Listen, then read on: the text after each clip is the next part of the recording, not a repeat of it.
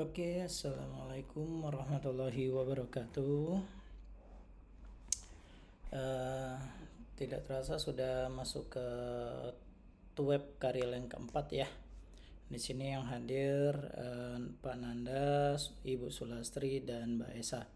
Oke, silakan untuk mengisi presensinya dulu karena presensi di sini cuma aktif sampai jam 9 malam untuk ketiganya. Kalau ada masalah presensi nanti silakan kasih tahu ke saya ya, biar nanti saya bantu untuk presensi. Oke, untuk malam ini mungkin tidak banyak yang ingin saya sampaikan karena sudah di pertemuan terakhir ya. Ini sebentar saya share screen dulu. Ya, tidak banyak yang ingin saya sampaikan karena pada pertemuan terakhir ini ada pesan dari Bapak Henry Noprison juga bahwa yang sudah masuk ke dari tugas 3 ke tugas 4 itu hanya lebih kepada penyesuaian template saja dulu. Nah, sudah dibahas di web 3 kemarin ya, bahwa kita hanya fokus kepada yang penting sudah sesuai template atau templatenya sudah di-download sesuai dengan petunjuk dari contoh artikel. Nah, untuk yang menjadi perhatian mahasiswa semuanya yaitu adalah tiru sama persis atau ambil sama persis template yang sudah diberikan oleh UT ya dari contoh ini, di mana di sini ada abstrak. Untuk artikel history ini biarkan kosong ya. Di sini ada abstrak bahasa Indonesia, silakan diketikkan abstrak bahasa Indonesianya. Di mana di dalam abstrak itu termasuk ya adalah yang pertama masalah penelitian ya, yang kedua penyelesaian masalah penelitian, yang ketiga bagaimana hasil dari penelitian yang telah dilakukan. Selanjutnya abstrak bahasa Inggris juga silakan untuk diisikan ya, sesuai dengan translate dari abstrak bahasa Indonesia. Jangan lupa juga menuliskan kata kuncinya ya, kata kunci dan keywordnya. Nah, di dalam penulisan abstrak sendiri, sebentar di sini saya ambil yang contoh dari template-nya ya. Oke.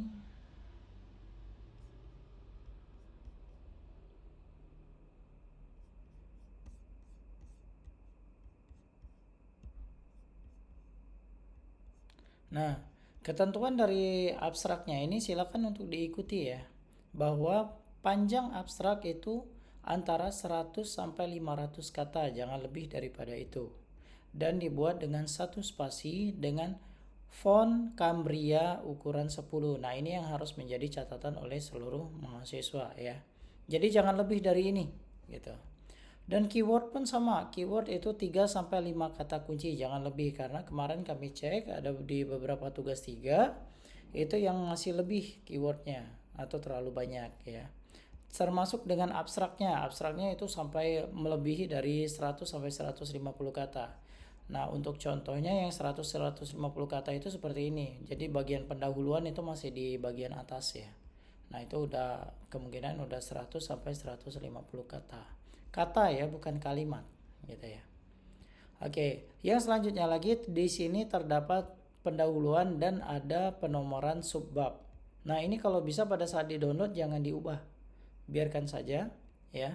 Nah, selanjutnya isikan pendahuluannya apa? Gitu ya. Pendahuluannya apa? Dengan ketentuan hurufnya tetap Cambria. Nah, kemarin beberapa artikel yang kami cek ya, itu terdapat huruf yang masih menggunakan Times New Roman dan Arial gitu ya. Selanjutnya ukurannya 10, spasinya 1 dan first line-nya 1. Nah, yang selanjutnya adalah untuk rata kiri rata kanannya ya, silakan nanti disesuaikan dan menggunakan kertas A4 gitu ya. Nah, selanjutnya di sini di dalam pendahuluan sendiri itu harus terdapat sitasi. Nah, ini yang jangan lupa ya. Harus terdapat sebuah sitasi. Karena apa? Di dalam pendahuluan ini merupakan cerita dari bagaimana dan apa yang akan kita teliti nantinya. Nah, itu nanti berhubungannya dengan kemana? hubungannya nanti akan kepada ketentuan dari tugas 4. Maaf. Ya. Ketentuan dari tugas 4. Di mana ketentuan tugas 4 yaitu adalah pengecekan pernyataan bebas plagiasi. Nah, di sini di dalam sistem e-learning UT Bagikan itu terdapat 3 kali unggahan similarity atau kecocokan. Nah, jadi hati-hati ya pada saat upload, apabila similarity-nya masih terlalu tinggi, itu maksimalnya 3 kali. Kalau misalkan melebihi dari 3 kali, maka tugasnya dianggap batal atau tidak dapat dinilai oleh kami tutor, gitu ya. Nah, jadi harus mengikuti memang benar-benar template-nya ya, dimana pada pendahuluan kita harus menyematkan sitasi. Ingat bahwa sitasi itu adalah pernyataan orang lain yang kita gunakan menggunakan bahasa sendiri atau kita ketikan atau kita bentuk ya dalam bahasa kita sendiri, gitu. Oke. Selanjutnya pada pendahuluan juga boleh menyematkan sebuah rumus, boleh menyematkan sebuah grafik juga boleh, gitu ya. Yang kedua itu adalah bab metode. Oh ya, satu lagi. Di dalam template-nya sendiri tidak mewajibkan menggunakan subbab. Nah, di sini banyak kemarin artikel yang kami temukan itu terdapat subbab, satu pendahuluan, 1.1 rumusan masalah. Di sini bukan laporan ya, tapi artikel ilmiah gitu. Karena apa? Kalau misalkan dalam artikel ilmiah kita merumuskan sebuah masalah itu tidak di dalam subbab, tetapi di dalam kata-kata yang terdapat di dalam pendahuluan itu sendiri. Boleh silakan dilihat lagi contoh yang sudah ada. Di sini tidak ada ya. 1.1 rumusan masalah, 1.2 tujuan penelitian, 1.3 manfaat penelitian gitu ya. Nah, di sini tidak ada gitu ya. Yang selanjutnya adalah metode. Nah, metode di sini berisi bagaimana data dikumpulkan, sumber data, dan cara analisis data. Nah, jadi silakan dijelaskan bagaimana cara kalian mendapatkan data tersebut, sumber datanya dari mana, dan bagaimana cara menganalisis datanya. Nah, diusahakan menggunakan sebuah bagan sebuah kerangka kerja, alur penelitian, boleh ya, yang sudah saya contohkan pada saat web yang ketiga kemarin, gitu ya. Nah, silakan jelaskan itu. Selanjutnya hasil dan pembahasan. Nah, hasil dan pembahasan silakan boleh dibuat bentuk hasil atau kita pisahkan hasil dan pembahasannya. Hasil merupakan sajian dari hasil penelitian, dapat berupa tabel dan atau grafik. Nah, dan harus dibahas secara verbal. Jadi tidak harus memberikan sebuah screenshot gitu ya. Nah, screenshot itu tidak perlu gitu sebenarnya. Tetapi kalau misalkan kita ingin menyematkan screenshot supaya jelas, pasti ya itu boleh. Tetapi jangan terlalu banyak, paling banyak 1 atau 2 screenshot cukup lah gitu ya. Tetapi yang lebih baiknya itu apa? Yaitu adalah penyajian bentuk hasil penelitian dalam berupa tabel ataupun grafik. Nah, setelah bentuk tabel itu silakan dijelaskan apa arti dari tabel tersebut. Jangan setelah tabel sudah gitu lewat. Nah, kayak gini ya. Ini kan sudah tabel, sudah nggak ada apa-apa lagi. Nah, tapi sebaiknya apa? Tabelnya ini kita jelaskan apa yang dimaksud misalkan dengan site GIJ TI02. Nah, terus maksud dari total ini apa gitu loh. Nah, itu harus kita jelaskan secara rinci ya. Nah, yang selanjutnya di dalam pembahasan juga sama gitu ya. Dalam pembahasan apa yang kita temukan gitu ya. Gap apa yang kita temukan atau perbandingan apa yang kita temukan di dalam penelitian yang telah kita lakukan. Nah, di dalam hasil dan pembahasan juga metode ini tidak ada subbab sekali lagi ya. Karena kemarin kami temukan ada beberapa artikel yang masih menyematkan subbab 2.1 malah menceritakan tentang teoritis gitu ya. Teoritis dia menggunakan MySQL ya, MySQL-nya yang dijelaskan, bukan. Ini bukan landasan teori gitu ya. Kalau di dalam laporan bolehlah gitu ya. Ini kan artikel ilmiah bukan laporan. Hasil dan pembahasan pun sama, tidak perlu kita buat subbab 3.1 hasil, tidak perlu. Cukup ikuti template artikel yang sudah ada, gitu ya. Cukup ikuti template artikel yang sudah ada. Jangan, jadi nggak usah ditambah-tambahin yang aneh-aneh, gitu. Nah, untuk tugas 4. Dan selanjutnya simpulan. Simpulan di sini merupakan penjelasan dari apakah. Nah, sekali lagi, apakah masalah penelitian yang kita gunakan itu terjawab pada hasil penelitian. Nah, apakah masalah penelitian yang kita angkat itu terjawab pada hasil penelitian. Nah, jadi kalau misalkan terjawab, buktinya apa? Misalkan dalam bentuk persentase. Nah, itu baik gitu ya. Jadi bentuknya adalah sebuah persentase. Nah, ucapan terima kasih boleh silakan untuk dibuat. Dan juga yang terakhir adalah daftar pustaka. Oh ya, satu lagi untuk simpulan juga nggak perlu membuatkan saran ya.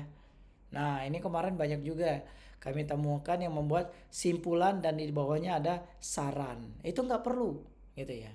Saran itu cukup dimasukkan di dalam satu simpulan ini. Nah, di sini sudah dijelaskan saran-saran mengacu pada hasil penelitian. Jadi langsung aja, nggak usah dibuat subbab saran gitu, nggak usah, nggak perlu ya. Nah, selanjutnya adalah daftar pustaka. Nah, di dalam daftar pustaka sendiri yang perlu diingat di sini di dalam artikel ini menyatakan bahwa wajib menggunakan Mendeley, sekali lagi ya, wajib menggunakan Mendeley gitu ya. Nah, karena di sini wajib menggunakan Mendeley, jadi harus seluruh mahasiswa menggunakan Mendeley. Dan di sini style yang digunakan itu adalah APA gitu ya. Nah, kemarin ada yang bertanya, kalau nggak salah Ibu Sulastri ya, yang nanya bahwa Pak, yang saya itu nggak biru-biru gini ya, itu nggak masalah sebenarnya. Nah, nggak masalah. Yang penting pada saat diklik dia langsung masuk ke citasinya gitu, langsung masuk ke bagian daftar pustakanya gitu, yang seperti yang sudah pernah saya contohkan gitu ya. Nah, di sini di dalam tugas 4 ini hanya itu yang ingin saya bahas ya, mungkin lebih kepada tanya jawab, mungkin kalau misalkan ada yang masih bingung tentang penelitiannya. Di sini kebetulan yang hadir ada Pak Nanda sama Esa dan Sulastri. Nah, mungkin yang saya komentari dulu untuk Mbak Esa ya. Untuk Mbak Esa itu alhamdulillah kemarin sudah saya cek sudah sangat baik ya, artikelnya sudah sangat baik dan sangat bagus sekali. Cuman mungkin nanti hati-hati di sisi plagiasi saja. Jadi nanti dicoba dulu untuk plagiasinya, dicek dulu, baru nanti diuploadkan di sistem e-learningnya untuk Mbak Esa. Oke, kalau untuk mahasiswa lain mungkin ingin melihat atau mencontoh bagaimana sebenarnya artikel ilmiah yang sudah dibentuk Mbak Esa, itu boleh nanti di-share saja ya Mbak Esa ya. Di-share saja. Oke, yang untuk Pak Nanda dan Bu Sulastri ada pertanyaan? Boleh, silakan. Oke, Bu Sulastri dulu.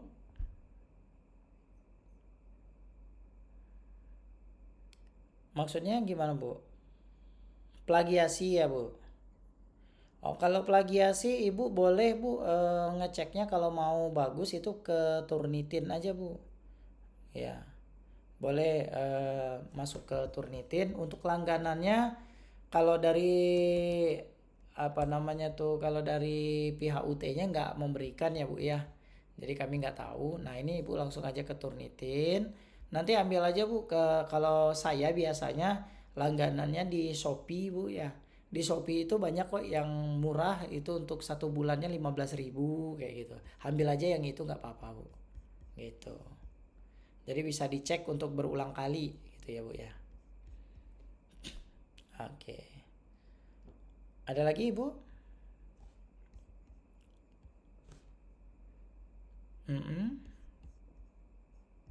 Oke.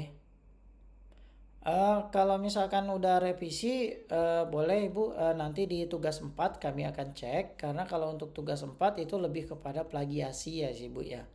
Jadi mungkin nanti kami ceknya dari sisi penilaian aja kayak gitu. Ah.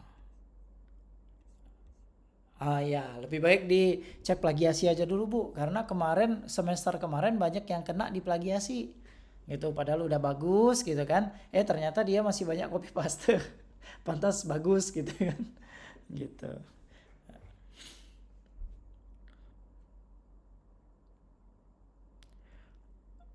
Oh, itu yang diambil yang jangan terrepositori Bu. Jadi kita ambil langganannya yang jangan terrepositori. Jadi banyak tuh kalau kalau kami biasanya ambil yang di Shopee itu yang tidak terrepositori bunyinya. Jadi dia pada saat kita cek dia tidak tersimpan di Turnitinnya. Gitu, hanya untuk cek plagiasi saja. Gitu. Ya. Oke, cukup. Oke, sama-sama Ibu. Ya Pak Nanda tadi boleh kalau ada mau ditanyakan.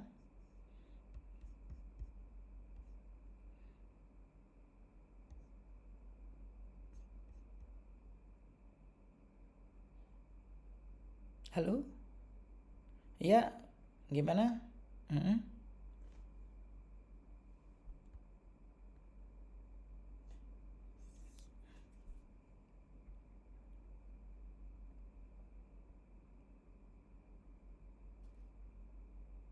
Tersimpan. Ya. Iya, nanti jadinya langsung tersimpan di Turnitin. Pada saat kita cek sekali lagi itu pasti hasil ceknya tinggi, pasti jadi sekitar 80 sampai 90%. Kayak gitu. Dan juga di sistem e-learning gitu yang dibagikan UT itu juga nanti rujukannya ke sana dia. Kayak gitu. Jadi silakan cari langganan yang tidak repositori gitu. Oke. Boleh. Mm-mm. Tugas 3 ya. Oke, saya coba. Kemarin ada komentar nggak? Oh, dilanjutkan aja ya. Ya kalau dilanjutkan artinya kemungkinan nggak ada ini sih Mas, nggak ada masalah di situ. Mungkin lebih ke apa? Karena kan kemarin kan hasil penelitiannya juga belum ada kan Mas bilang kan ya, kalau nggak salah. Mungkin lebih kepada coba dijelaskan lagi hasil penelitiannya itu nanti ah, kalau bisa ya menggunakan sebuah persentase atau grafik gitu. Jadi supaya hasil penelitiannya jelas kayak gitu. Itu aja sih. Hmm, oke. Ya, sama-sama. Ya, mari. Oke, Mbak Esa gimana? Kalau yang Mbak Esa ya kalau saya nggak bisa komen sih, kemarin udah diskusi juga sama Pak Andri udah bagus. Tinggal lagi mungkin cek plagiasinya ya. Hati-hati Mbak Esa. Mungkin boleh dicoba untuk cari-cari plagiasi apa dicoba-coba untuk upload plagiasi untuk cek plagiasinya. Ya. Iya, boleh Bu. Hmm.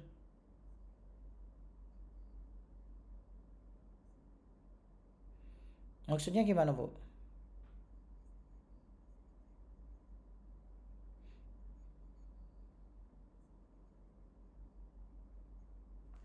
eh Biasanya kalau hasil plagiasi, mungkin di sini saya bentar ya Bu ya, saya share di artikel yang sudah pernah kami cek ya di Turnitin. Ntar saya buka dulu yuk.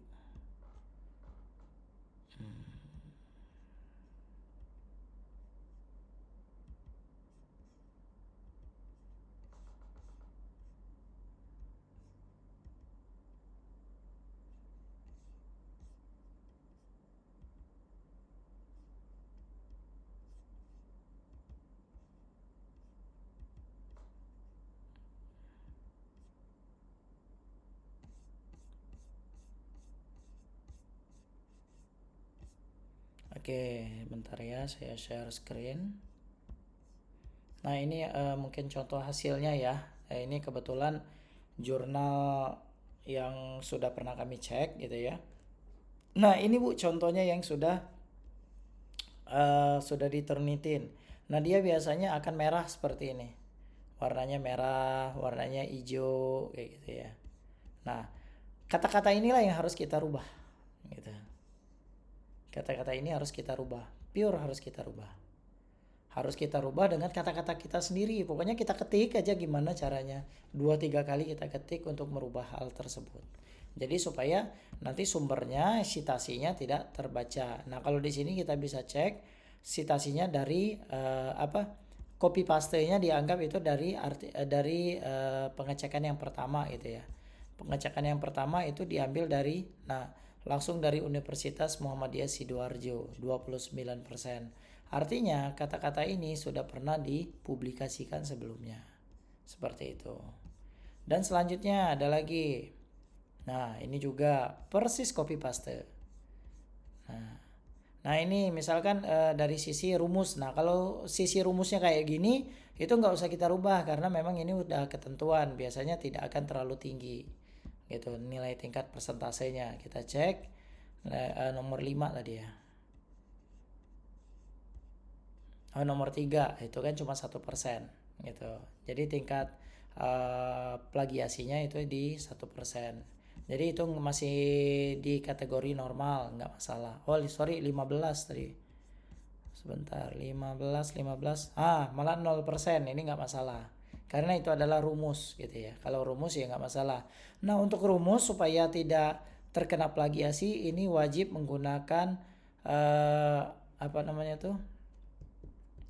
Kalau untuk buat rumus di Microsoft Office Word, sebentar saya coba buka. Apa ya? Lupa saya namanya tuh. Insert. Equation. Harus menggunakan equation. Jadi jangan copy paste gambarnya. Jadi kita screenshot, kita tempelkan jadi gambar, itu jangan. Supaya apa? Supaya plagiasinya berkurang. Gitu. Nah, itu tips triknya. Itu ya, Ibu Sulastri ya. Silakan nanti dicoba. Paham atas ini, Ibu?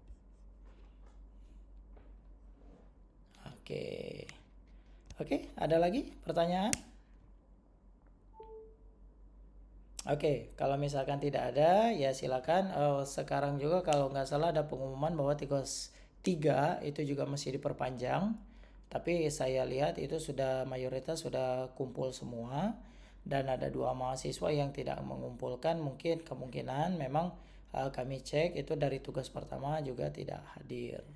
Nah, untuk yang sudah bisa berhasil masuk tugas 4, silakan untuk rajin-rajin cek plagiasinya dan hati-hati di bagian plagiasi. Silakan untuk membentuk dengan kata-kata sendiri. Oke, kalau tidak ada pertanyaan lagi, saya tutup web keempat ini, web terakhir ini dengan mengucapkan terima kasih dan semoga mendapatkan nilai yang bagus di mata kuliah karya ilmiah. Yang perlu jadi catatan supaya nilainya bagus itu adalah masalah penelitian yang diangkat. Yang kedua, sumber data dan analisis data yang diambil. Yang ketiga, hasil penelitian harus berupa persentase ya. Kalau ingin bagus, karena apa? Itu merupakan penunjang penilaian yang sangat bagus dari sebuah artikel ilmiah. Oke, saya cukupkan pertemuan kali ini. Wassalamualaikum warahmatullahi wabarakatuh.